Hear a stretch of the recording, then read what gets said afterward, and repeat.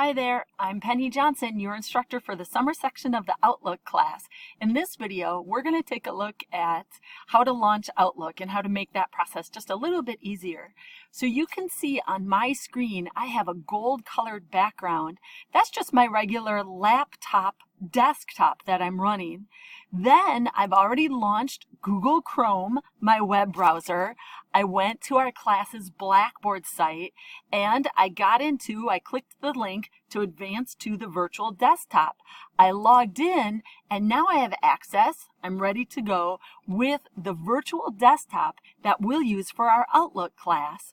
On this desktop, it looks like a regular computer desktop, right?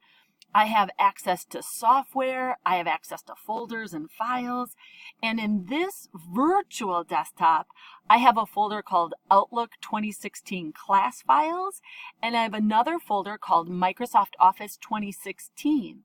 When you log into the virtual desktop, you should see both of those things as well. I'm going to start by double-clicking Microsoft Office 2016.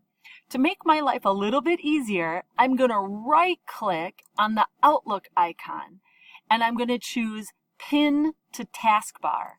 And it's going to pin it to the taskbar that I use for my virtual desktop. So I'm going to slide this over a little bit. Now I have Outlook always available to me right there on that taskbar. So I'm going to close this window, and to launch Outlook, I can just click this little icon right here in my virtual desktop. Notice that I'm not using the taskbar for my laptop at all. I'm not using any of that. I'm going to use it up here in my virtual desktop. So I'm going to launch Outlook to go ahead and get that started. Now when Outlook starts, it's going to start the version of Outlook that's assigned to you for this class. So we're all given a pretend name. It's the shortened version of this thing called the Exchange Outlook user. You can see that my pretend name for the class is XChooser201. So if you ever need to work with me for the homework, if the book ever tells you email your instructor, this is the account that you want to use. This is the one that I'll use for class.